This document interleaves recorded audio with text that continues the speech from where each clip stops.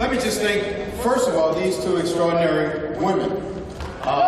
This is this newfound year of the woman. But for us that really know better, it's always been the year of the woman. And these two women exemplify that. So let me just say, we're happy to put this on. But remember, everyone in this room, we're the choir. We need to leave here and go out and make people understand what's at stake on November 6th. So we're not talking about the current generation. We're not even talking about the next generation. We're talking about generations to come if we get it wrong on November 6th. Not telling you who to vote for, although I have some very strong opinions. But I am telling you that you need to vote, and that elections have consequences. And when you lose, you lose. So on behalf of our Congressional Black Caucus, which we don't do a great job of telling all our victories because we're busy working, but I'll just tell you a couple why elections make a difference. So in this past spending bill that the president woke up the next day and said, I don't think I should sign it. It's because we added $600 million to Pell Grants. We added almost $200 million for HBCUs. We added almost $1 billion for more affordable housing for seniors and other people. And to cap it off, we're doing another $1 billion for community health centers. So that's why who governs is so important. And I am in the South with a Democratic governor. The first act he signed was Medicaid expansion. And because of that, 400,000 new people have health care. And when you know Medicaid expansion, it's people who wake up and go to work every day. But it's had almost a $3 billion impact on our economy. So we're looking forward to you hearing from three exciting, extraordinary, and very smart people who have made history in their own right. And we're just happy to be a part of it. So thank you very much. I want you to know that we're leaving this in the hands of Angela Rye. She's a role model for all of our young people. So she's going to keep it going. But I always say this to the boys and the 5,000 role models, each and every one of them. The only president they ever knew was Barack Obama. Now you remember now, he spent 2 years campaigning and 8 years in office, so that's 10 years. So that's all they've ever seen. So they just woke up one morning and then they saw this orange figure in the White House.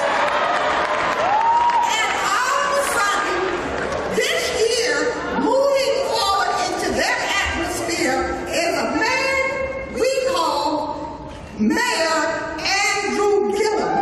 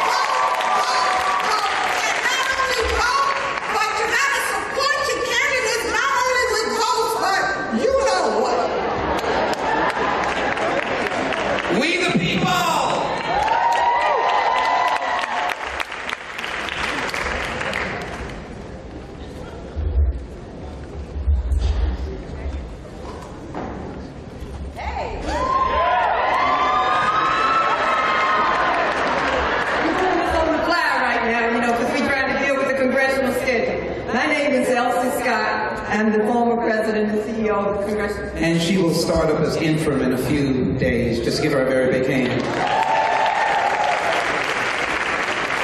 Thank you. And I just want to greet you all on behalf of the Congressional Black Caucus Foundation and to thank you for your attendance here today, to say that this is a historic event here today because this is the new South that we are presenting. I'm a political scientist, so I am beside myself with being able to be a part of this event today because as a political scientist, a black political scientist, you don't expect to meet three people who have made it this far running for governor in the South. So I'm very excited also because I am, at the present time, I'm the director of the Ron Walters Leadership and Public Policy Center at Howard University. And anybody who knew anything about Ron Walters, you know that he helped to set up the Congressional Black Caucus, and he would be very excited about studying what is happening in our states now. But I'm not going to take up time. I just want to mention that Congressional Black Caucus Foundation is a 501c3 nonprofit organization, so we cannot endorse candidates. So this is not an endorsement, but as a 501c3 organization, we can present you candidates. We can't ask you to vote. We can't ask you to supply money and support two candidates who are running. We just can't tell you who those candidates should be. So it is my pleasure now to introduce our moderator for the afternoon, the former executive director of the Congressional Black Caucus, who is now a CNN commentator and the CEO of Impact Strategies. Most of you see her on TV representing every week. So we are very happy that Angela is still part of our family here and that she has agreed to serve as our moderator today. So Angela Rye, please take the stage.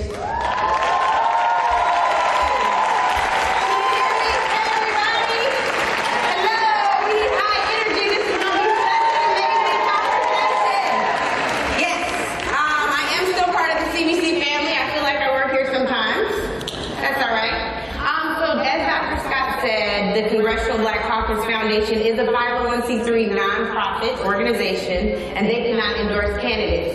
But guess who can?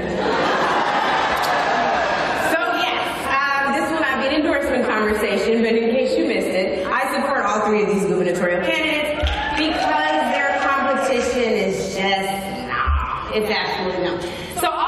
So you all know this is also a live podcast recording for On One with Angela Rye. I don't know if there are any podcast listeners in the house. We're so excited to be starting our second season with these wonderful people. So I first want to give to you all my good friend. I've known him for 15 years. He started off in public service as a student government association president at Gainesville High School. Then went on to become SGA president at Florida A&M University. He's a Roland. Oh, there's some Rattlers in the building.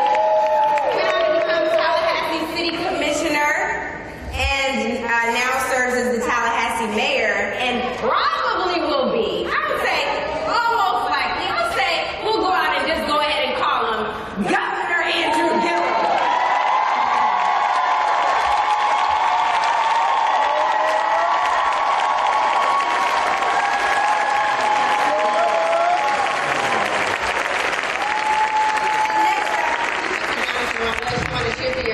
I will. Okay. Next up, we have someone who has now become a Time cover girl. She is the face, and I think Andrew kind of rode that wave of what's happening in the South. Stacey Abrams is someone who started with the New Georgia Project, ensuring that our voices will be heard. We'll talk more about that on this panel. Senate minority leader in Georgia.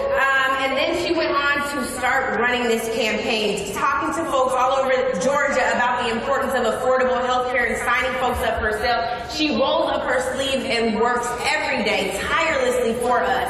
And just like with Andrew, we can go ahead and say, the next governor of Georgia, ladies and gentlemen,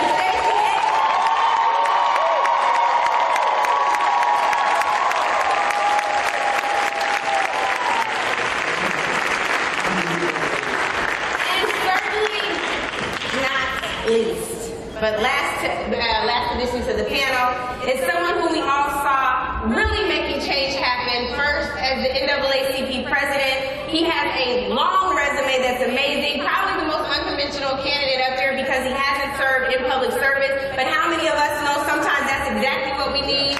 Someone to change the face of things. He's running against an incumbent in Maryland, but he's run such a strong campaign, surprised a lot of folks, you all. But he learned a lot working with the NAACP. We know those chapters in our communities do so much for us every day. Ben Jealous was a big part of that. The next governor of Maryland, ladies and gentlemen, Benjamin Todd.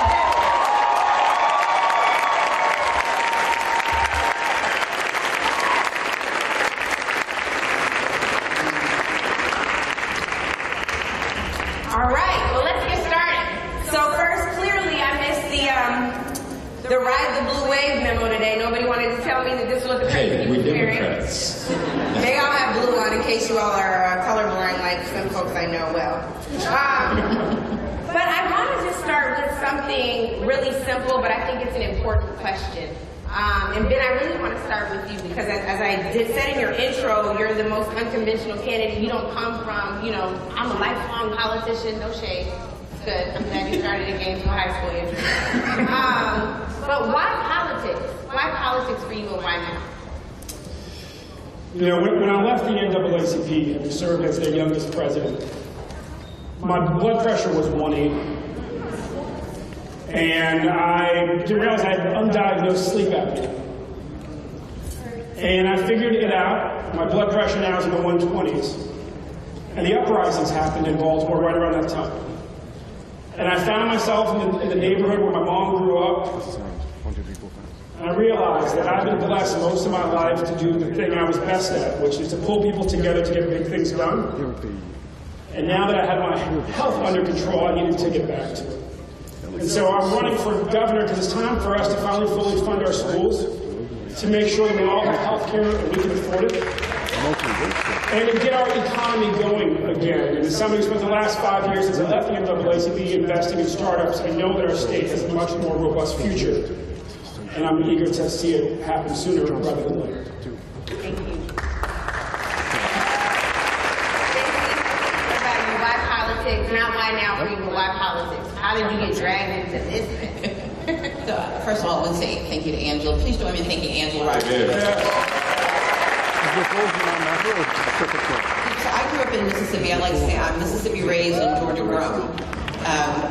In Mississippi, my parents worked full-time and yet barely stayed above the poverty line. My mom liked to call us the genteel poor. We had no money, but we watched PBS and we read books.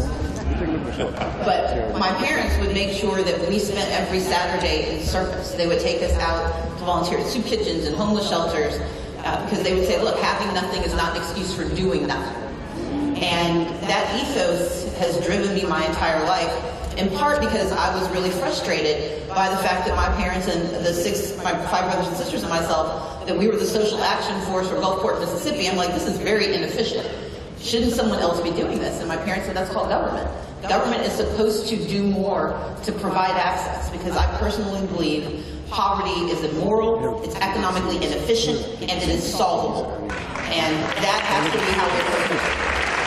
And so for me, politics became the only way to deliver on the promise of what good government can do. I started out as an attorney. I was then deputy city attorney for Atlanta. But what I found was that I couldn't make politicians do what I told them to.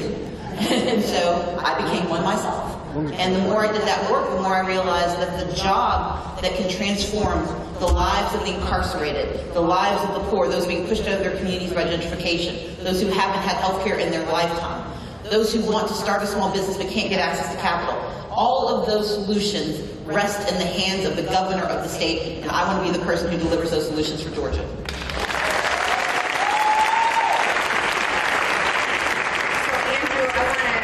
Switch gears just a little bit, but on the same question, often when you're out stumping, you talk about pedigree. And you talk about you don't fit the pedigree or the mold, right? We know a lot of, at least the majority, white folks are a little richer when they get into politics, or they have some rich family members. We see that even in the Democratic Party. But you talk about being raised by a father who's a construction worker, a mother who's a school bus driver, and you don't come from the right pedigree. Given that, Andrew, you didn't pick a route where you would make a whole lot of money. You picked politics. Why do that? I know, right? Why you do that? You sound like my wife. That's my friend RJ. I got your back, girl. She does, indeed. Can I just first say that I am overwhelmingly honored to be part of this panel and to have Angela Rye working us through this panel, Congresswoman Frederica Wilson, Sheila Jackson Lee, and Congressman Cedric Richmond. And to be amongst this talented, amazingly talented group of nominees of our respective parties to be governors of our respective states. It's pretty incredible. In fact, I don't think for a lot of us this moment and the significance of it will seep in until some time from now. But there were a lot of people who didn't think we deserved to be here. And some of that is our pedigree, and some of it is a little bit of something else. We don't talk about that. Angela is here. Cousin Angela's in the room. But Angela's right. I mean, I grew up in Miami-Dade, was born in Miami. Finished high school in Gainesville, Florida, and then I came to Tallahassee, Florida to attend my version of Hillman College, known as Florida A&M University. And I was one of 5 candidates in the Democratic primary, the only non-millionaire running for the Democratic primary.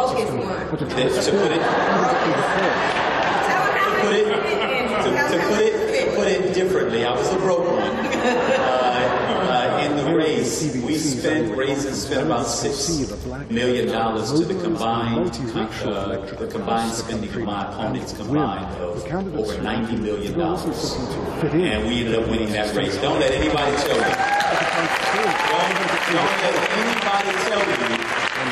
Don't let anybody tell you that you got to have the most money, or come from a certain background, or attend certain schools, or grow up on the right side of the track in order to be of service to people. You don't. You got to have a heart to care with.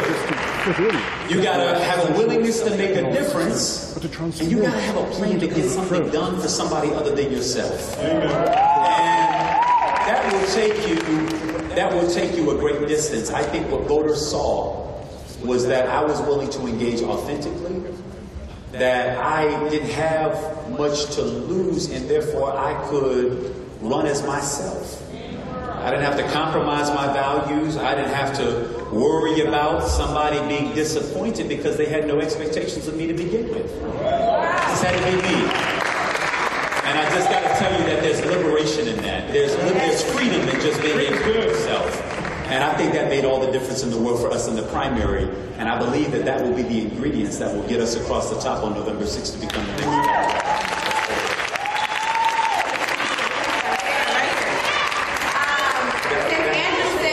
Since Andrew said we're not talking about this, we're going to talk about this.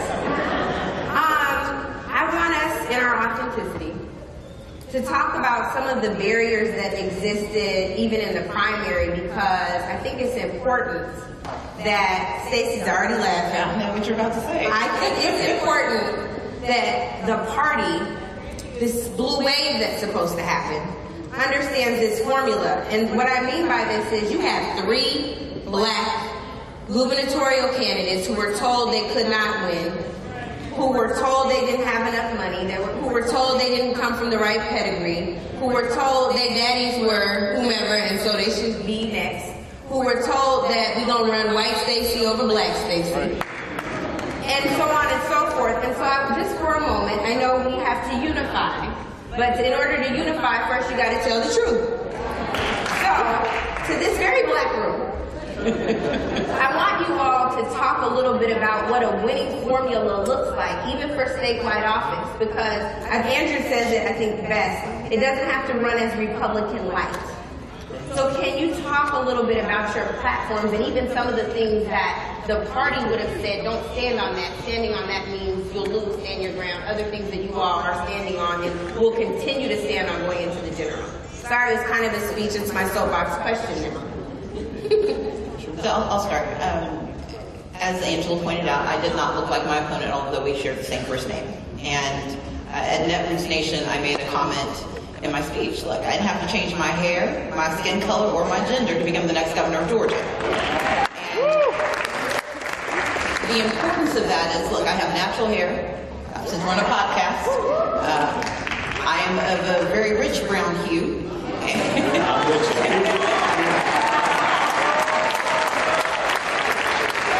Thing I'm rich in. No comment. I know.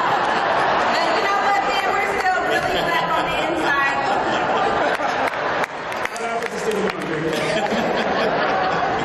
All black everything. I did not mean to go anywhere near that. Y'all should know, Stacy and I have been friends since we were 20 years old. There's been a whole lot of spades playing, a whole lot of trash talking. I'm restraining myself. Stacey, Ben just pulled the I have black friends. That is what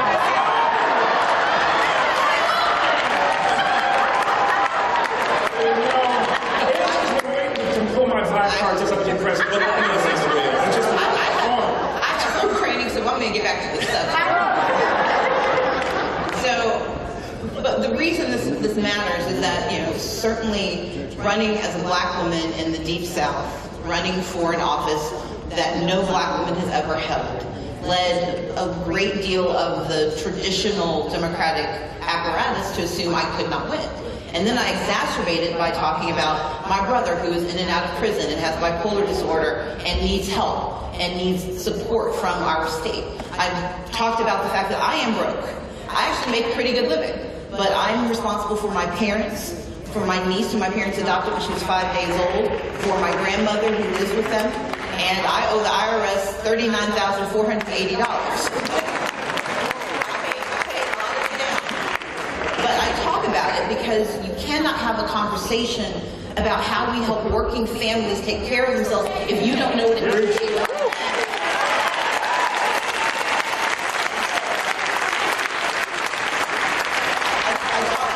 About Medicaid expansion, because one of the reasons I stepped up to take care of my parents, and I have amazing brothers and sisters, I just had the better salary.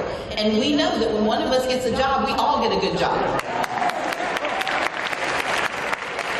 And I was able to step up when my parents would have been forced, after Hurricane Katrina, onto Medicaid. I would not let my parents lose their health insurance.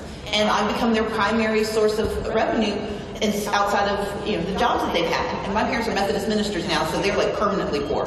But my point being that we have to understand, especially in our communities, that our expectations have to be calibrated to having people who know what our lives are like.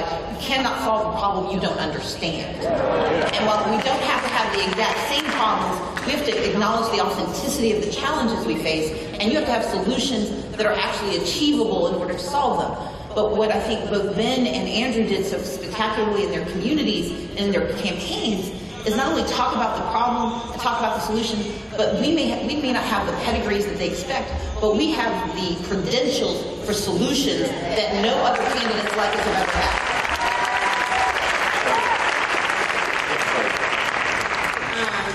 So Ben, to you, I would ask the same question. Some of the things that maybe the establishment didn't expect for you to have, some of the challenges you've experienced, some of the challenges you'll face going into the general. The first thing the establishment tried to do was try to actually disown me from my state. And I had to just explain to them, because they said, what high school did you go to? I said, well, my mom desegregated Western High School for girls, trying to give them a clue where I was headed. And then I just had to make it plain. I said, look, I didn't have the opportunity to grow up here because my parents' marriage was against the law and it was illegal for them to return to the state. I was shipped back here every summer because this is where home is and this is where my family is. And when your family's from West Baltimore, the one thing you never do is forget who your family is or where you're from, or what your responsibility is once you've done better, to make sure that everybody does better. And then they started asking questions, you know, they're like, well, you know, tell us about your success. I said, well, look, my mom grew up in the housing projects. I became a Rhodes Scholar. I can't explain how you get from one to the other without the unions that made sure that my grandparents had a good wage. I had enough money to pay the union. No, you're not supposed to mention unions if you're running for governor. South of the Mason-Dixon. Well, I've been a union member myself. It also helped me. And so I was like, look, I'm going to run as who I am. And if that's a little more complex than your picture of what a candidate for governor should be, so be it. Because all of us live lives that are way more complex than anybody's caricature. But I'll be clear, I'm here to run for office because there's work that's undone that my family's been involved in for 80 years in Baltimore. To make sure that zip code does not determine your destiny. And as long as I have neighbors, as long as I have family members who feel like they're trapped in their zip code, I'll be doing the same work that my grandma did when she was a social worker in Maryland and helped train Barbara Mikulski, and that's serving the people of our state and helping us all find our way to a better place.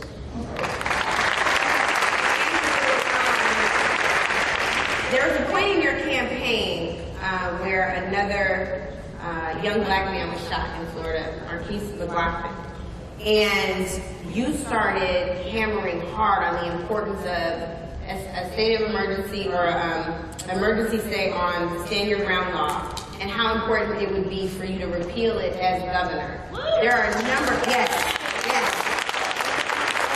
There are a number of folks in the party, people who text message me like, tell your friend, this is the death knell for his campaign. You know, because you were doing something for us so that your sons could survive in the state of Florida. Talk about why that was more important to you than getting that little nudge of support from the party. Yeah, I mean, so, and there's a common theme, I think, in all of our stories, which is we didn't run from our stories and our experiences. It informed our public life. Our lived experiences really informed it. And on Stand Your Ground, my position on it didn't change from when I spoke after the death of Trayvon Martin. We spoke up resoundingly. We said that Stand Your Ground law has no place in civilized society. And we didn't get apologies for it. But when this one came around, and again, I was in a 5-way race, so it was great to have the other fields start to speak out on these issues that we've been talking about for so long. It was strength and partnership. This one struck me a little bit differently because when Trayvon Martin happened, even though I myself am a black man, obviously, I didn't have 2 sons at the time. And so it really did hit me a little bit differently. And if you don't know the fact pattern of the case, Marquise McLaughlin was driving home with his partner, Brittany, and their 3 children. One 5-year-old, a 3-year-old, and a few-month-old. And as they would do sometimes on their way home, they pulled off into a Circle bodega, Circle 8. And Marquise got out of the car with his 5-year-old son. They pulled into a handicap spot. He got out, went inside the store, took his 5-year-old son with him, and left Brittany and the 2 babies in the car. Well, across the street from this Circle 8 is a gun shop. And there's a guy who perpetually kind of hangs out in this space and has a reputation for antagonizing people. So he decides to come over, start banging on the window where Brittany and the kids are seated, circles the car, banging, pushing on the car, cursing at Brittany in front of her children. Someone lets Marquise McLaughlin know what was going on inside. He comes out, sees the man next to his family, threatening them, and he shoves them to the ground. He then takes a few steps back as this man then reaches for a weapon, pulls it out, and in front of his 5-year-old child, his life is snuffed out. I went to the site of this location when I was in the area for a rally. Afterwards, I just wanted to go by and see what was up.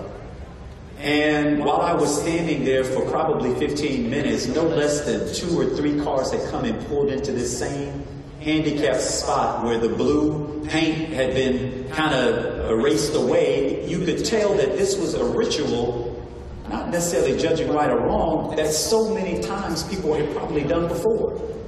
And that the only difference was that this guy today decided that he was going to pick a fight. And in my state where I live, the law is such that you can go antagonize, push the bear, start a fight, and then hide behind stand your ground when somebody responds. If anybody had a right to stand their ground that day, it was Marquise McLaughlin, Brittany, and those 3 children. But the law was such that there was no penalty to be paid for that. Until we began to raise our voices in March and we stood up, and even for a short while we sat in, and the state attorney, because the sheriff said, because of stand your ground, he could not make an arrest, the state attorney intervened and said, I'm going to bring charges in this case. Could you imagine? Could you imagine just for a moment the shoes had been reversed? That the man going around the corner and around the car banging on the window and yelling and screaming at a white woman in the car with 2 white children, and the husband comes out and shoves him to the ground, the black man pulls a gun and takes a shot. I'm not trying to be sensational about this. I just want to speak the truth. I just want to speak the truth. We all know that race still matters in this society, and the challenge that we have, frankly, as 3 black candidates running in majority states that are not majority black, certainly in our cases, is that we have to figure out a way to communicate these things in such a way that even the majority white population can have some empathy for it. That they can understand, because I don't believe all white people are racist. I certainly don't believe the majority of the people in my state are racist. I just believe that we all have a set of certain experiences that color our perspectives. And that it's important for people of courage to be able to speak up when these moments present themselves, even at the risk of sometimes not being able to politically prevail or politically win, but to speak up because it's the right thing to do. I did it because it was the right thing to do. Which is an exception these days too. Well, our exceptional candidates in lots of ways. Since you talked about race, and not all white people are racist, facts, but y'all's opponents, except for Ben, I think maybe, they got a little problem with race. There have been some ads that have come out. Andrew, I was ready to fight, like shadow box the air. For real. Like, if you all haven't heard it, you should listen to it. In Idaho, KKK or whatever funded a robocall, making him sound crazy. Like, we might even play it in the podcast. It was like, my name's Andrew Gillard. It sounded a hot mess. And you want to laugh to keep from crying. Like, it's that ridiculous. Stacey, race has been, a focal point of your, the race against your opponent too. But the race has been injected into your races. Andrew, the first day the candidate says, tell Florida not to monkey this up.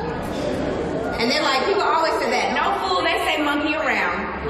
Right? And they're like, wrong preposition. No, wrong everything, Ron DeSantis. But I think for a moment, I think it's really, really important for people to understand the distinction.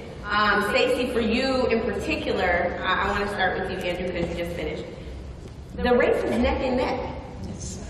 And so we can say that, like, all white people aren't racist and everybody in Georgia's not racist, but the only thing that can explain why you're neck and neck with a bigot is racism and white privilege. You don't have to say those words. I said that.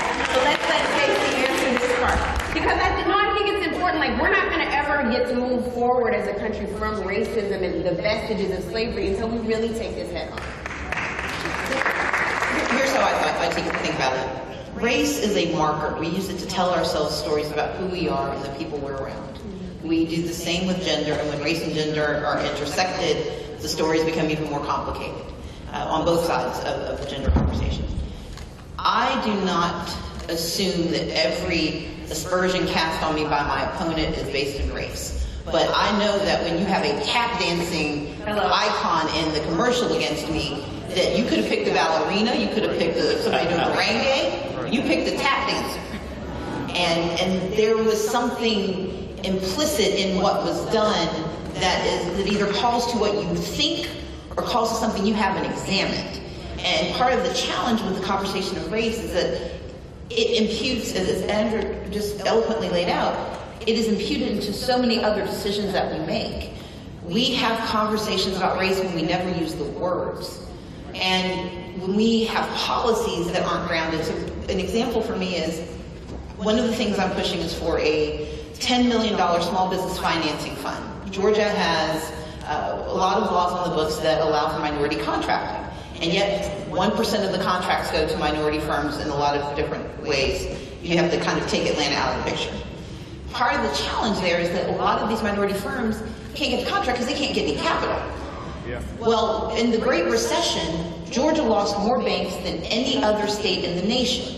The majority of those banks were community banks in low income or communities of color. And so when those banks disappeared, they didn't come back post-recession. Which means that, yes, you can qualify for an SBA loan, but if no one will write you the check, it's worth nothing. My opponent has said, well, you don't need a small business financing fund because it's not going to solve the problem, and even if it would solve the problem, you've got banks that will do that. No, not every community has a bank that will do that. And race is implicit in the conversation because if you live in the wrong zip code without a bank, your business will remain a dream because you will never get the capital you need to get it off the ground. And we know there's a direct correlation between Main Street businesses, those small businesses, not the high-tech ones, but the mechanic and the barber shop and the cafe. And if they can borrow the money to buy the shop or to buy that extra piece of equipment or to lease that next piece of land, we know that when small businesses succeed, communities succeed. And when small businesses struggle, communities struggle. If you don't understand that there's a racial element to banking in America in 2018, how can you solve the challenge of the lack of access to jobs for so many of our communities? Race is embedded in how we have to think about these things. It is not the only dimension, but it is a critical dimension that we have to confront and acknowledge because otherwise we cannot solve these problems. You know, part of, the challenge that all of us have to face in this is we have to talk about this conversation and at the same time try to hold our people. So that we can win these elections, because ultimately the goal here is to ensure that we can address the problems that you've heard discussed on this dais. And it just reminds me of the role that each of us have to play in this conversation. I will never dismiss the role that race plays in society. I live it every single day, and in politics it feels like it's on steroids, that you live it every single day out loud. But it's a line you can't cross in calling it out, because then you've called the race card, or you've pandered in some way, or you're trying to send some secret signal to somebody. Well, so far in my race, it seems my opponent and all of his friends are the only ones trying to send secret signals, but they're not so secret. They're actually pretty monkey it up in neo-Nazi phone calls, and a Republican committee woman down in Orlando sent out an email saying, or a Facebook post, whatever, Gillum is quoted as saying he's going to win so that he can have reparations for his people. I've never said, I've been elected 15 years, I've never said anything, not even resembling something like that. But this is what I know for sure, and this is why we have to be careful not to, certainly for those of us who are candidates, kind of fall into the trap. My grandmother used to put it this way, never ever ever wrestle with pigs because you both get dirty but the pig likes it. So, there are, some of y'all will get that tomorrow, right? And for the press covering it, I'm not calling my opponent a pig. I'm simply, using a figure of speech to say that when we go down into that barrel, if they're able to make our races, no pun intended, but about race, that's one we can't win. We don't have the numbers. And that's the goal. I mean, the RTA is attacking all of us, and their ads against me. A very distinguished old law professor just felt moved to write a letter to the Baltimore Sun describing it as blatantly racist. And their goal is to get us to go low when they go low. But we have to go high. And the reason we have to go high is because that's the way that you lead people out of where they're stuck right. You travel, our state's really in 4 states. We've got Western Maryland, we've got the Eastern Shore, we've got the Baltimore region, we have the DC suburbs of the state. And when you listen to families of all colors, of every faith in each of those regions, 80–85% of their issues are the same. And we just have to understand that race is used as a tool to divide us. My grandma's family's been in this region for like almost 400 years. She descends from Thomas Jefferson's grandmother's other grandchildren that were her slaves. And she would always remind me, she'd say, baby, before there were slave rebellions, there were colonial rebellions, and there were African slaves and Irish indentured servants rebelling together. And the first was in Gloucester, Virginia, and what sparked it was an edict from the king to the governor, the people on that dock where they rebelled. It said, in summary, and your status shall convey to your children. In other words, from the very beginning of the American experiment, we at the bottom of the pyramid of our economy were always willing to endure a lot, so long as we could hope that our children might be better off. And the moment that they informed us that our children would be no better off and possibly worse, the tradition was we would rebel. And we would rebel together. Those lines of race didn't matter so much on that dock. And they don't matter so much to the people of this region now. But you got to be clear that there's a way for us to all come together and do better. And that's what our campaigns are all about. So Andrew, right now you're in a get at me dog battle with Donald Trump. He is though. It's a get at me dog, the act symbol on Twitter. It's a get at me dog. Well, I'm calling it that. I'm not saying you said get at me dog, although I really wish you would. That would go so viral and so amazing. Like, you guys should post Andrew said in this forum, get at me dog. Just say it one time. Just be like, no. Well, here's the thing though. So Donald Trump loves to tweet about black people he's afraid of. And apparently Andrew's the new black guy he's afraid of. He keeps talking about Andrew. So Andrew was like, next time mention me, which is a get at me dog moment. Okay, what'd you say? Say it your way. I simply said the president is now making a habit of coming for me, right? And she's getting me close to get at me dog. Record this. So he gives this speech in Montana where he's mischaracterizing me after he's tweeted at me on Facebook, except, and I know, on Twitter rather, and I know y'all know he knows how to use Twitter. He lives on it. But when he mentioned my name, he wouldn't at me. And you understand what at me is, right? So I can only see it if somebody in the stream, asks me or I see it or sends it to me. So we just simply said, Mr. President, my name is Andrew. And I will be the next governor of the great state.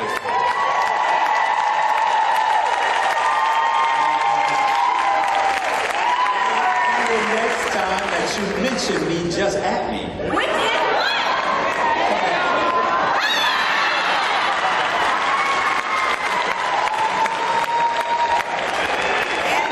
Look, if that line loses me this race, you're going to win. That's fine, because I'm confident to win. But here's the thing, you almost just lost your black card. Because instead of get at me, dog, you said come at me, dog.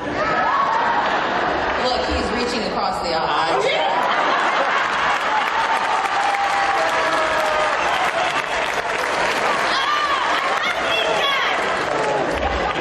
Don't listen to what they say about these people. These people are amazing. This is great. That was for Donald Trump. Get at me, dog. Okay. So, my other question for you all. I moderated a panel yesterday with Senator Doug Jones. And, we're not quiet. Senator, did you say Obama? I'm going to come back to Obama in a minute. But not right now. So Senator Doug Jones was on this panel. You all know he won 98% of black women in Alabama turned out to keep a pedophile out of the Senate. But somehow Doug Jones has become conflicted. There is a very important Supreme Court nomination we're all following with Brett Kavanaugh. We've watched Kamala Harris and Cory Booker, who are the chairs of AOC this year, appropriately drag the hell out of Brett Kavanaugh in these hearings. However, Doug Jones, 98% of black women, I think it's 95% or 93% of black men, is saying he's not sure if he's going to oppose the nomination of Brett Kavanaugh. He's not sure how he's going to vote.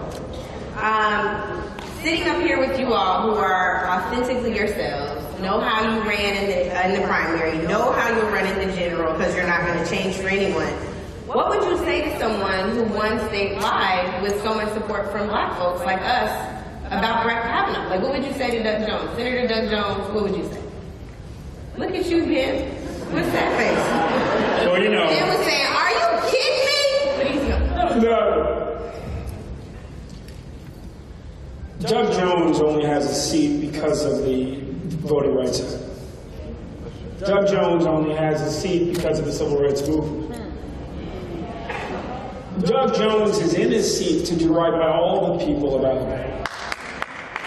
And it's clear that Kavanaugh will not do right by all the people of Alabama. It's women, people of color, and the small business people fighting with corporations. And so it's incumbent upon Doug Jones to dig deeper into his more courageous self. It's also incumbent upon the people of Alabama to inject courage into him. Because politicians don't give the people courage. It's the people who give the politicians courage. And I'm proud of the NAACP of Alabama and of this country and the way that they stood up in those hearings and they stood up to Kavanaugh. And I would hope that if my old colleagues down in Alabama aren't putting some courage into Doug Jones right now, that they get to.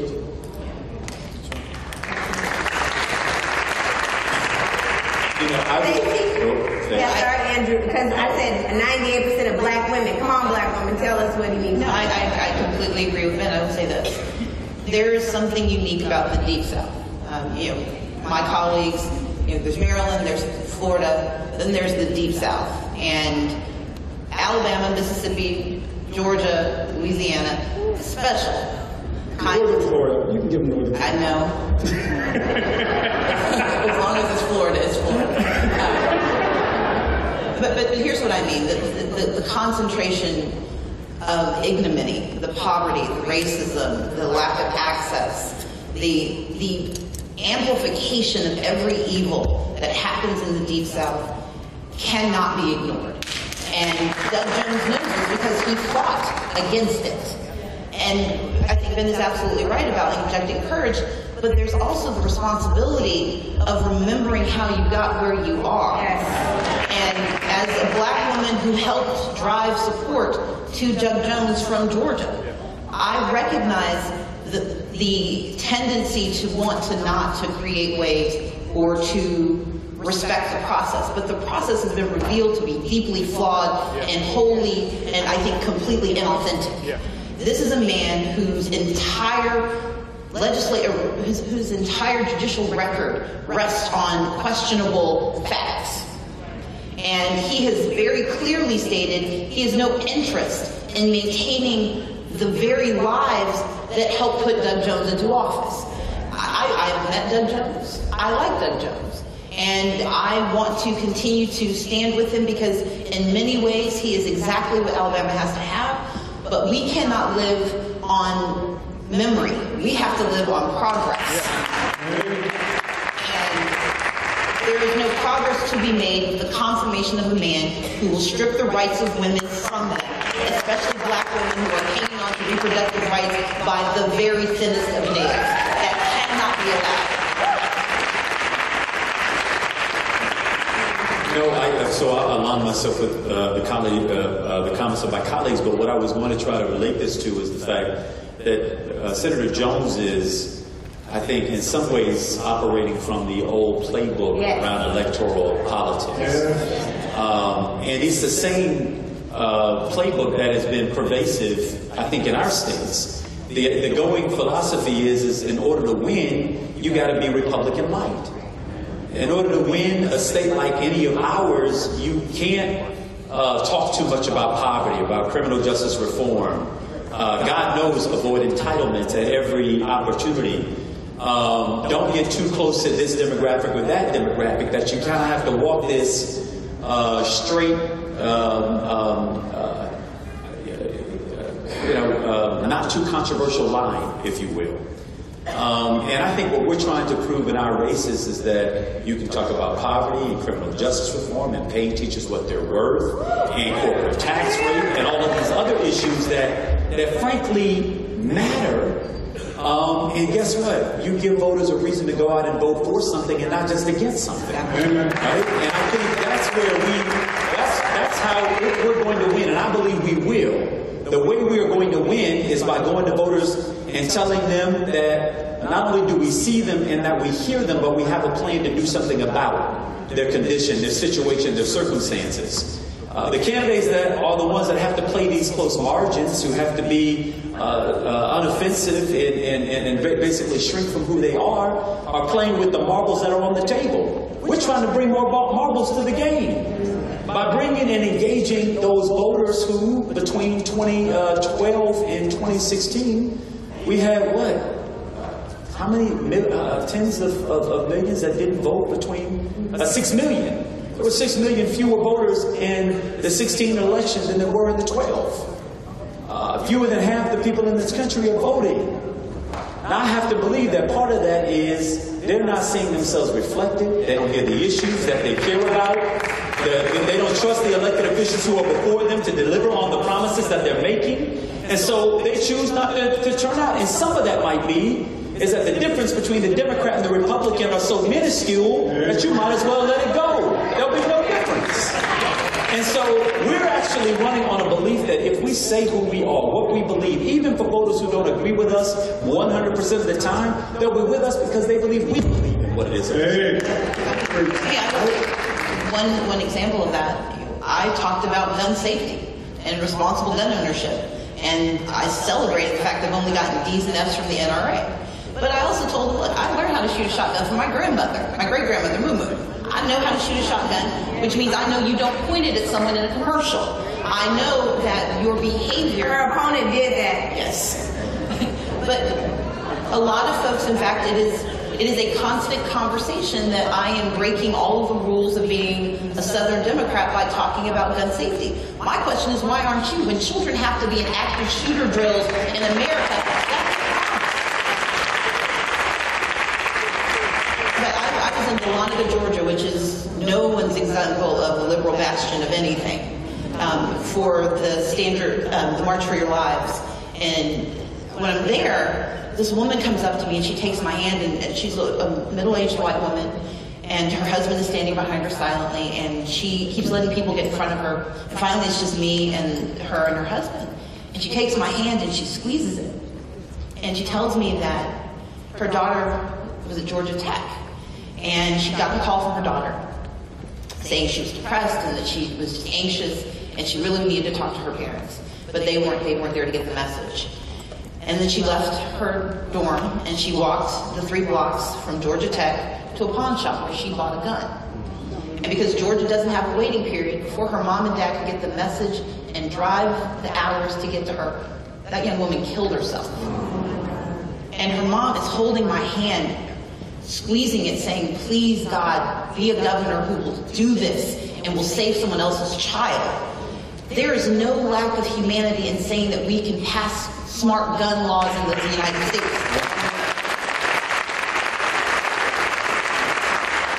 And because I have that conversation, I can have conversations with people who never thought they would vote for a Democrat, but they will vote for someone who says, I will save your child's life. That is how we win elections. Having authentic conversations where I'm not afraid. I voted enough times against gun laws that I couldn't fake it if I wanted to. And so why not embrace wholeheartedly who I am and what I hold to be true? And why don't I trust the people of Georgia enough to know that if I tell them the truth, they will believe it. And if they believe it, they will vote. That is how you win elections, not by pandering to what you hope somebody thought they may have believed yesterday. You raised some really important points, Andrew, Ben. I think this is a historic conversation, and we know that. It's a historic moment with 3 Black Democratic nominees. First, I want to just acknowledge, looking at Ebony Fix, the mom and pop ride who are in the room, and remembering when Doug Wilder won his election and becoming the first Black governor in modern history for us, right, while we were alive, and just knowing the significance of this moment that we can have 3 at the same damn time.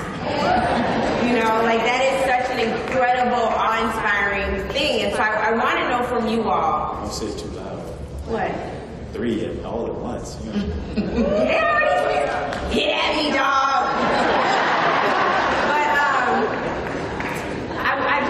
The gravity of this moment and trying to empathize with what you all might feel, it has to feel like a ton of pressure.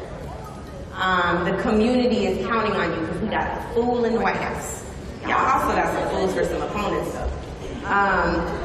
No, seriously, like straight out bigots in some instances, more than we care to name again. But I want to know what this pressure is like for you and how you can use it. To help fuel you, to help energize you every day, knowing, frankly, the weight of the community, not just in Florida, not just in Georgia, not just in Maryland, is banking on your success. So how are you using that to motivate you to win? Win, win, win, win. Everything else, I didn't say it. Y'all need to, really? No, Jen? We got you. She got it at the back. Eugene, can you play it? Like, they need to know the song. We gonna play when we go out. So one way I'm trying to use energy is to reflect it back and to say go vote. Because if you vote, we win. The polls in my state are showing us a little bit ahead, but I told the folks, dismiss with the polls because the night before election, I was 7 points behind. I was seven points behind my opponent, and we finished 4 points ahead. I didn't close the gap by 11 overnight, right? There was something sitting sediment there that wasn't getting captured in the mix, right? But we also know that we've seen polls circa 2016 that had one candidate winning the night before, and the next day we woke up in a nightmare, right? And so forget the polls, man. If I could put a billboard all over my state, it would say dismiss with the polls, go vote. Go organize, go register, turn out voters, and let's win these races. We got the numbers. We got the numbers. You know, the question is, what are we going to do with it? Now, I know Angela's getting at something much deeper. And the truth is over the course of this race, I've tried to avoid going too deep on the history and the significance of it because it could feel crushing. And so the pressure of it. I almost think about, Michelle Obama's words do ring very present with me, particularly when we're under pressure about, going high when they go low. I don't want y'all to mistake us. We're the candidates, and so we have to follow that advice. For some of y'all, when they go low, you got to go to the mat.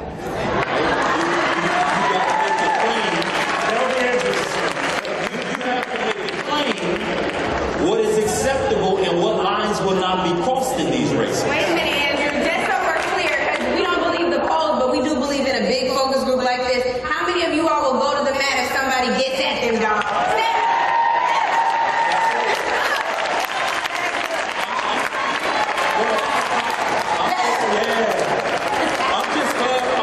I'm glad that we know what it means because they're going to try us in every kind of way, even in ways they already have, even in ways that that will be insulting to our very person. And we're going to have to figure out ways over the course of these next 56 days to ensure that we don't get wrapped up in a debate that takes us off our mission, off our goal, off of what we've got to get done. That's our job. But as the community, you all have to, you got to put the line in the sand. You got to say, if you do that again, we're going to show out in ways that you've never seen us show out before. That's what I physical anything. All I'm saying, physical contact with the ballot. And moving some other people and making sure that people know that there are parameters here that you don't get to go beyond. But I'm also reminded through the example of President Obama and First Lady Obama is that they were governing for the ages. As the first, they recognized that they were being measured and monitored not just in the moment that they were in, but by their example, they created the possibility for just an election cycle later for 3 African Americans to become Democratic nominees of major states in the United States for the ages. So we got races to win, so we're not, we try to stay focused on the present, the here and the now, but in the recesses of my mind, I'm very clear about what this race means for my children and the children whose names I can't call, right? Whose faces I won't recognize. And neighborhoods that they may never have the opportunity to physically rub shoulders with me or for our hands to touch or cross. But I know what our race means to them and for their futures. And so I'm so determined, y'all. I'm so determined around what we got to do to win these races, to not only have electoral victory for the sake of being able to win, but more importantly, winning because I'm very clear about for whom we are standing in the gap on behalf of. Right? When we lose these elections, in my state, 700,000 people don't get access to health care. 1.7 million people don't have a right to vote because we've got a Jim Crow era policy around rights restoration and they can't get access to it. In my state, losing these elections mean that we have kids in our community, 60% of black kids are graduating and about 40% of them are not graduating high school. So we're clear about for whom we're standing in the gap on behalf of, but we got to win these races in order to transform societies, transform communities, transform individual lives. That ultimately then get to change the future trajectory of not only our communities, but our entire states, right? And it's a big burden, it's a significant one. It's one that's not lost on me, but it's one that we've got to remember again in the recesses of our mind, but go to work right now, today, doing everything that we can to win these races so that we can change society. The bigger metaphor.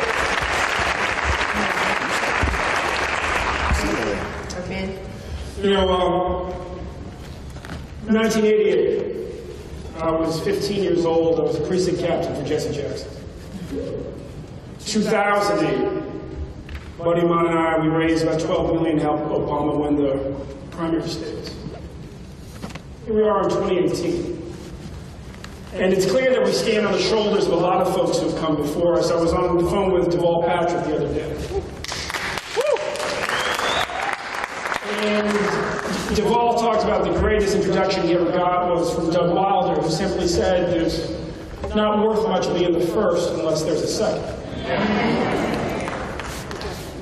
What's instructive to me is when these last less than 60 days is how each of them won. Each of them won by speaking to the deeper common yearning to come together and do better. Wilder's race came right out of Jesse Jackson's race. Jesse Jackson, he launched his campaign with a bunch of Asian American working class folks in San Francisco. He had white iron workers chanting, "Run, Jesse, run," when he went down to the shipyards. He had an LGBT formation inside the Rainbow Coalition when that was still taboo in the Democratic Party as a whole. And that's really, yes, there's so many shoulders we stand on in our community, absolutely. But we also stand on the shoulders of a whole rainbow of people across our country who understand in their soul that we could be leaping forward if we were simply willing to come across all those lines they say are supposed to divide us.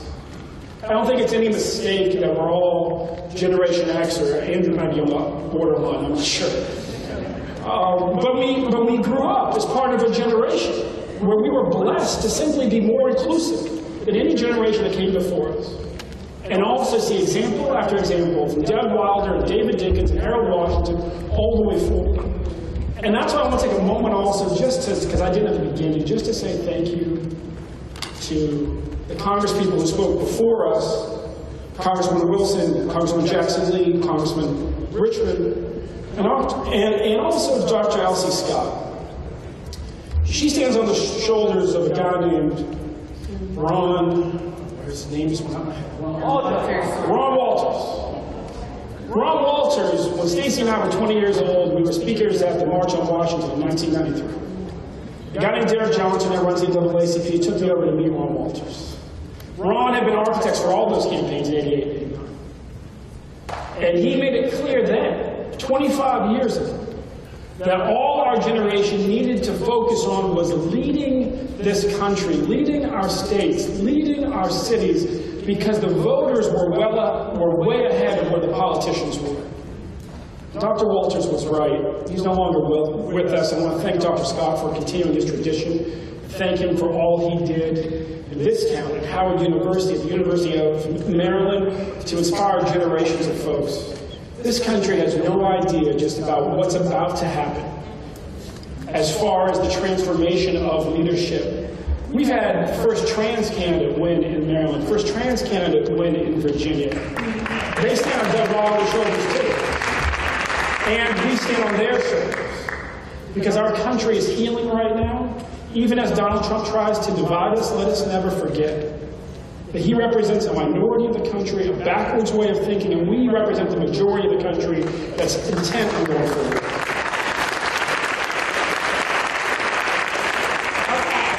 So as we get ready to wrap up, I want to take you all to November 6, 2018. And the polling results are starting to come in. And it's looking really good. You all get favorable results. You go out to give your acceptance speeches. But before you speak, what is the song that plays?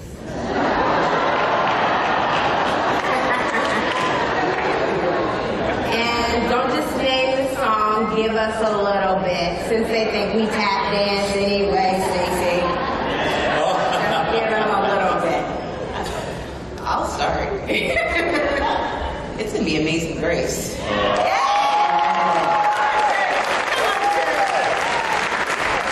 here's why. Stacey, you're not going to sing that? Come on, little brother. I'm good. Okay.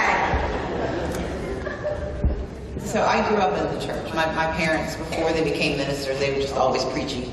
But they became formal ministers when I was 15. And they raised us with an ethos of not faith as a conversation, but as a practice. That faith is an act of will. You got to do something about it. And that's why, when I think about that song, it is about redemption, but that means it's about stumbling. It's about making mistakes. And God knows I've made some. I know that everyone I want to stand for as governor has made some. And the notion of grace is that we're still allowed to try when failure has become too present. When I think about why this is so meaningful, I was on an earlier panel and I pointed out, it's governors who decide our lives, more than the president, more than the mayor. Mass incarceration didn't start in 1994. It started with Ronald Reagan in California when he was governor. Stand Your Ground did not start. It started in Florida with Jeb Bush. The erosion of the social safety net that we are trying to knit back together started with Tommy Thompson when he was the governor of Wisconsin. And Jim Crow was not federal law, it was state law. That is what grace is about. It is about having three people who are standing up and saying that for the Muslim community, we see you and we will stand with you. It is saying to the Latino community that is being harassed and harangued that we have you. It's saying to the Asian community that sometimes feels unseen, we're there for you. But it's also about saying to every person, like my brother, like my cousins, who do not see that there is a tomorrow sometimes, that grace has a sweet sound, and it sounds like victory on November the 6th.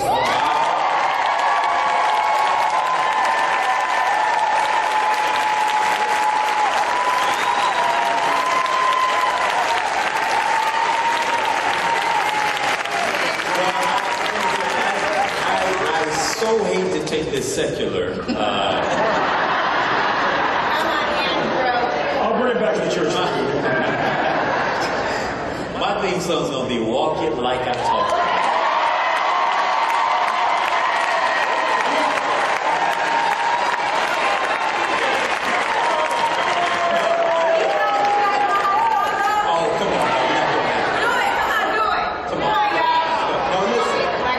Let me tell you why.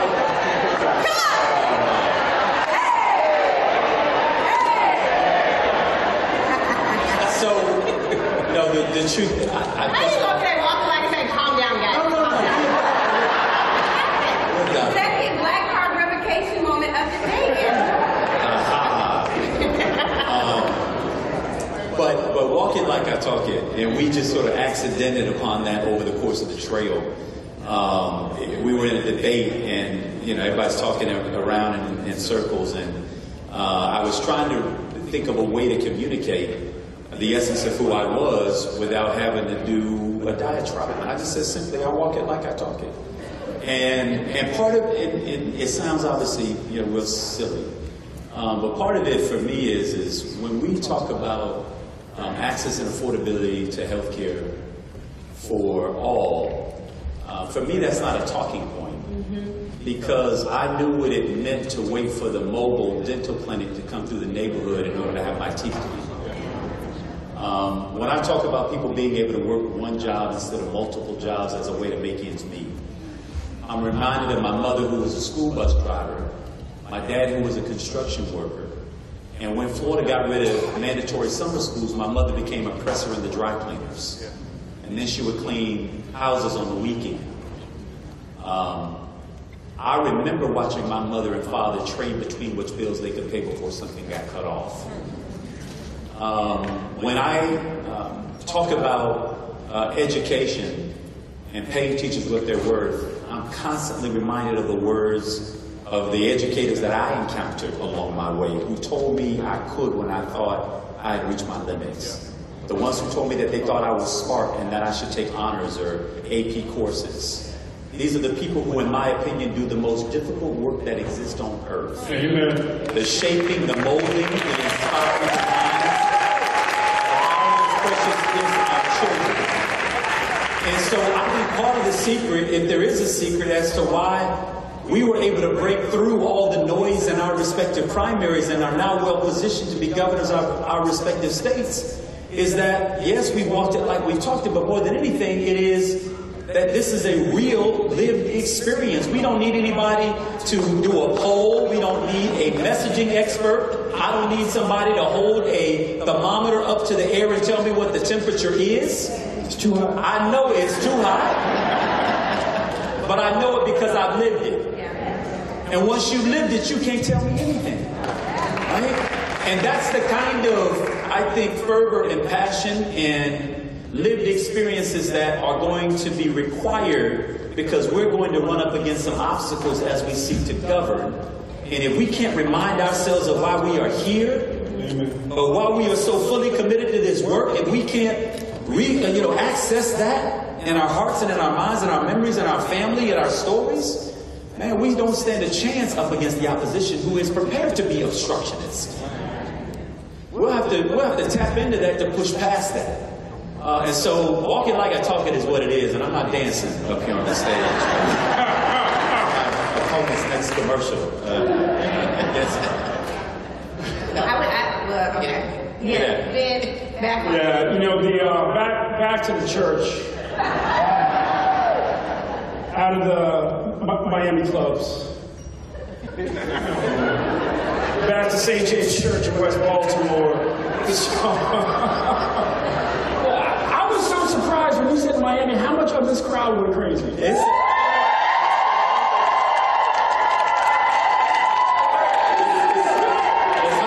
4 miles from Baltimore and like 450 miles from Miami. hosted by the Congresswoman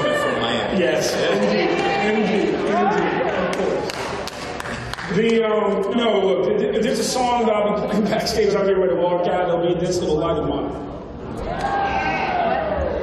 It was the song that my mom sung to give her courage before she desegregated her high school. It was the song that my dad sung as one of the few white guys repeatedly jailed in downtown Baltimore in the efforts to desegregate the lunch counters in his jail cell. It's this song that I taught to many of the young staff of the NAACP. You didn't grow up singing spirituals, movement songs, as we stood at the center of the aspirations of the combined civil rights community in Maryland and a much broader set of communities. In 2012, when we decided that that would be the year we abolished the death penalty, that would be the year we passed marriage equality, that would be the year that we passed the DREAM Act, that would be the year that we got gun safety reform, and despite every other state in the region losing its mind, that would be the year that we advanced voting rights even further. And we all came together, and we declared the motto of the Three Musketeers, all for one and one for all. Stretched beyond our comfort zones. And that year, we became the first state south of the Mason-Dixon to abolish the death penalty. The first state to pass marriage equality. The first state to pass the DREAM Act, and we did all of them at the same time. But it was all of us bringing our little lights together. And whenever I stand on the first day of school shaking hands like I just did, I did it last year too, I see those little kids and I just see my mom walking in, just humming that to herself. She had to go past picket signs and protests just to go to high school. And I think if we are known for one thing at the end of those first 4 years, it has to be massively increasing funding for our schools, making sure teachers get it right. And I know, as a guy whose mom was Suter High School when she was 12 and desegregated when she was 15, that the one thing I'm going to get done as governor, if nothing else, is to make sure I finish that fight my mom started, so that no kid is discriminated against in their education based on what zip code they're in. I don't know, I want to make sure I heard, you said it's a Musketeer song?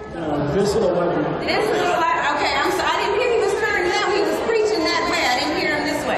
This Little Light of Mine, so amazing grace that gives us this little light of mine will help us walk it like we talk.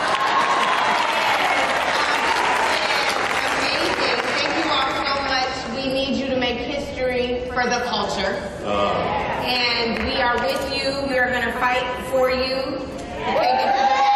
Take it to the Twitter. Hit at me, dog. Make a contribution. Yes. Yes. Make sure you're registering voters before the deadline. Make sure you take folks to early vote. Make sure that you are speaking them up. Don't just take selfies. Make sure you post them on social media. Angela, can we give you our different websites so people... Oh, yes. And we're going to do plugs with these websites so you all are very clear. Yeah. Madam Governor, thank you for that. Go ahead, please. So, StaceyAbrams.com. Early voting in Georgia starts on September 18th with absentee ballots. October 15th, we have 3 weeks of early voting, including a mandatory Saturday. You can learn all about this at StaceyAbrams.com. Please visit my website.